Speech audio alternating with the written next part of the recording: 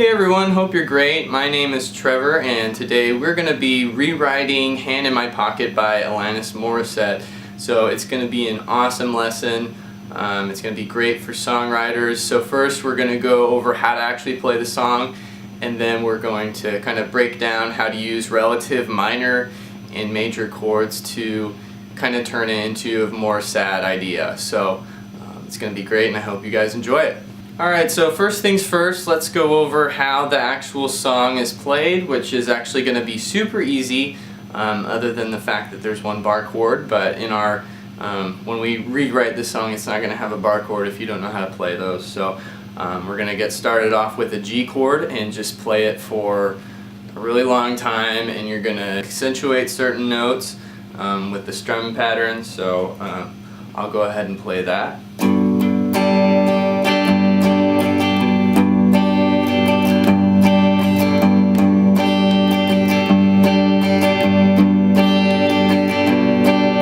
So notice how I'm going down, down, down, up, down, up, down, down, down, up. And my first, or my third down is the first one where I actually hit the high strings. So it's almost like I'm playing two kind of just bass notes, but I'm really just playing the bottom 3 or 4 for the first couple down. So down, down, down, up, down, up, down, down, down, up, down, down, up, down, up, down, down, down, up. Okay, and then from there we're gonna eventually go to an F chord and then into a C chord, back to G.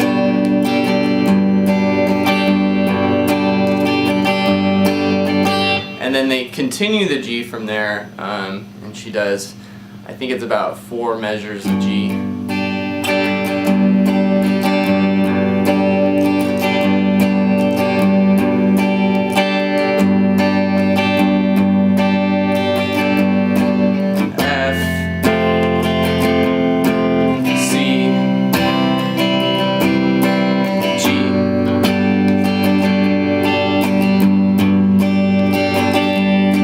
So that's how we're going to actually play the actual chords in the song. So next we're going to break down how to change that into kind of a sadder version. Alright, so before we actually come up with the chords that we're going to use in this chord progression to replace the main chord progression of the song, the regular one, the concept that I want to use is called the concept of relative major and minor chords. And I talk about this all the time because it's used all the time. Some instances where you'll hear major and minor chords is basically in the same chord progressions. You'll hear both of them. You'll hear them substituted for one another. They also share the same key signatures. For instance, A minor's key signature is the exact same as C major's key signature. And what's so important about relative minor and major chords is that they both share 2 of the same notes. So if we've got a relative minor and major of G, G major, and E minor, then we've got G has a G, a B, and a D, and E minor has E, G, B. So they both have G and B. So that's why they sound related, is because they have 2 notes out of 3 in common. So they're kind of just cousins of each other. One's happy and one's sad. And the rule with relative minor and major on guitar is the relative major is always going to be 3 half steps above the relative minor. So if we take E minor, the root is open 6 string, we add 3 half steps to it, 1, 2, 3, we're at the 3rd fret and we play a major chord from that root note, and that's the relative minor of that, or that's the relative major of that minor. So that's the rule that's always going to stay the same. So you can always take a D minor and turn it into an F, and those are relative minor and majors. You can do that on any fretboard, or any fret of the fretboard. So you can do E minor and G up here rather than down here. So this is a really mobile concept that you guys can apply literally to any song. So let's go ahead and apply it to this one.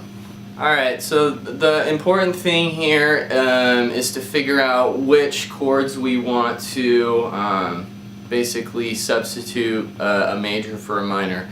And there's a bunch of different ways you can do this, but just because the song is mostly revolving around a G chord, I'm going to go ahead and turn that into an E minor chord, because this is going to be our relative major and this is going to be our relative minor. So the song is mostly working around this happy chord, and we're going to change it into a sad chord. So the song is still going to sound really similar, and the vocal melodies are still going to line up with the chord, but it's just going to have that sad feeling to it. So we got G changes to E minor.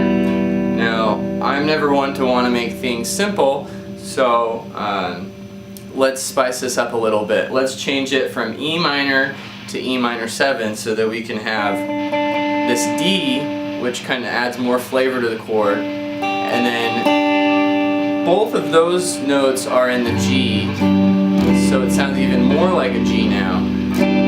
So an E minor 7 is what we're going to be working with for the majority of the chord progression. That's what's going to replace the G. Okay?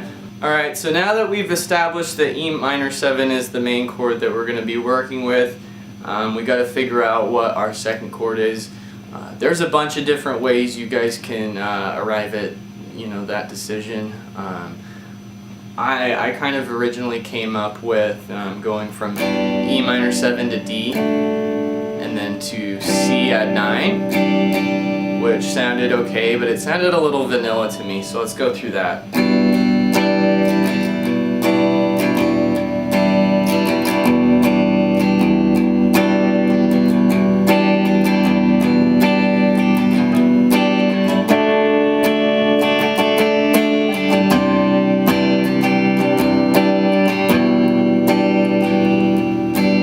It sounds alright, it definitely sounds like it's, in a proper key signature, and it sounds consonant and all that, but for me it just wasn't really that cool. So from there my thought process was, how can we add, even more flavor to it?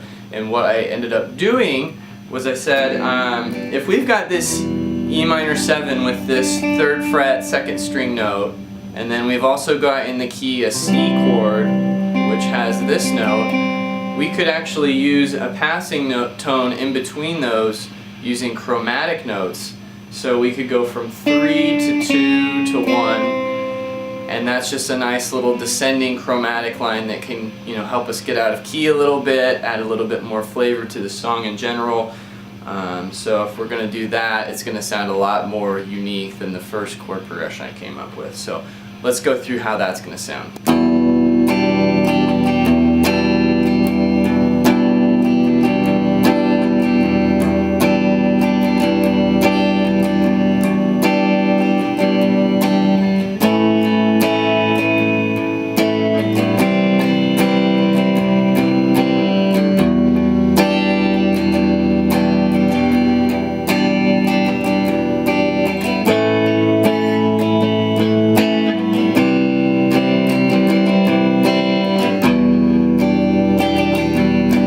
With that chord progression, we have this nice little descending note going down the 2nd string. So kind of ties it all together and makes it a little bit more cohesive to the ear. So that's why I added that A chord. It's not necessarily in the key of what we're doing. It just kind of works well in between the E minor 7 and the C because of that C sharp note. So there's a bunch of different ways we could have gone around, changing this from a happy song into a sad song, but the main concept is relative minor and major. We're just changing G to E minor 7, and it's that easy. You guys can do this with pretty much any song. If you have a song that sounds happy and you want to make it sound sad, you can go ahead and try this. So you're basically going to try to figure out, what your key is, and you're going to try to figure out a good chord that you could substitute a relative minor for its relative major, or vice versa. So one last thing that I like to change in my revision of this song is I like to make the E minor 7 last not quite as long as the G does in the real version of the song. So I kind of cycle through the chords quicker. So what I usually do is I'll sing the same vocal melody that she does in the first few chords, and then I'll kind of switch it up to match my chord movement. So you guys can do it however you like, but here is my version. I'm just going to sing the second verse since the lyrics kind of sound sadder and just fit a little bit better. But yeah, here goes.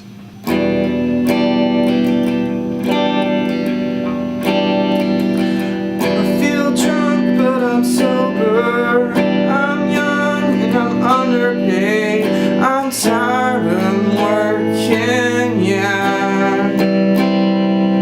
I care but I'm restless, I'm here but I'm really gone, I'm wrong, I'm sorry baby, but it all comes down to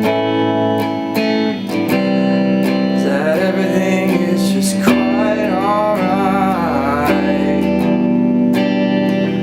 I've got one hand in my pocket and the other one is flicking a cigarette.